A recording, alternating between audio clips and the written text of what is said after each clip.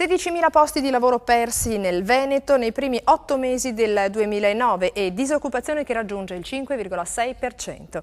È questo il dato essenziale emerso dall'incontro, l'impatto della crisi sul mercato del lavoro, i dati, le prospettive, le politiche, promosso dalla provincia di Vicenza, nel quale politici, imprenditori e studiosi delle dinamiche occupazionali si sono confrontati su quella che viene definita la crisi più grave del dopoguerra. Un quadro preoccupante dal quale emerge tuttavia la capacità del Veneto di essere un'area d'eccellenza dell'economia nazionale e mondiale.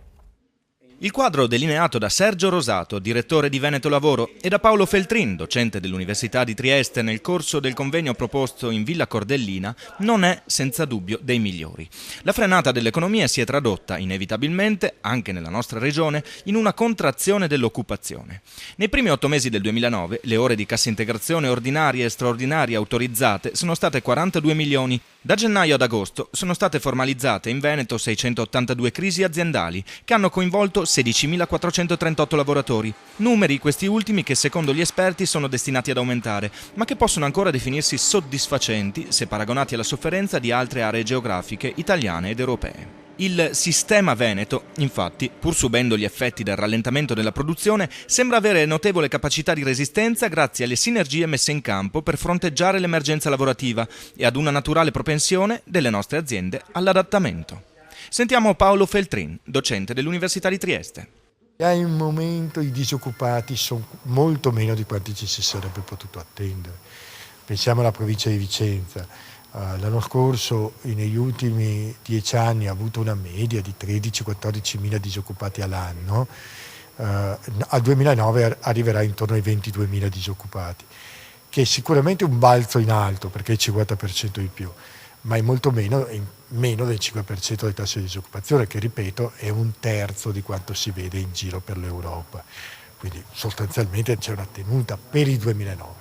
Il momento di confronto sull'impatto della crisi sul mercato del lavoro è stato organizzato dalla provincia di Vicenza che, assieme alla Regione Veneto, sta avendo un ruolo fondamentale nella gestione delle emergenze lavorative. Morena Martini, assessore al lavoro della provincia di Vicenza. C'è il grande ricorso alla cassa integrazione e guadagno straordinario. La provincia di Vicenza ha aderito, usa questo mezzo, questo ammortizzatore sociale, nella misura doppia rispetto a tutte le altre province. Da sola ha usato un terzo della cassa integrazione e guadagno straordinario di tutto il Veneto.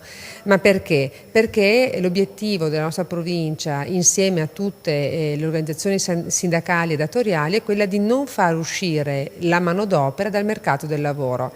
All'incontro è intervenuto anche Stefano Stenta, presidente dell'EBAV e del sistema Moda di Asso Artigiani. L'EBAV, ente bilaterale artigianato veneto, da anni eroga servizi e prestazioni alle imprese artigiane e fino al mese di aprile aveva già elargito 40 milioni di ore di cassa integrazione a 15.100 dipendenti, di cui 2.144 solo in provincia di Vicenza. Sentiamo Stenta. I dati sono forse meno peggiori di quelli che potevamo aspettarci, perché un dato complessivo ci dice che a livello veneto circa il 10% della forza lavoro è ricorsa a meccanismi per esempio di sospensione tramite l'ente bilaterale. Ha colpito soprattutto i settori a livello veneto del tessile abbigliamento piuttosto che della meccanica, mentre a Vicenza c'è una forte concentrazione della meccanica, tessile abbigliamento e ovviamente Orafo che lo ha coinvolto quasi completamente come settore. Non ancora però si sono manifestati grossi flussi invece in uscita dalle aziende, perché prioritariamente gli imprenditori sembrano voler dimostrare di essere molto attaccati alla manodopera che in questo momento hanno.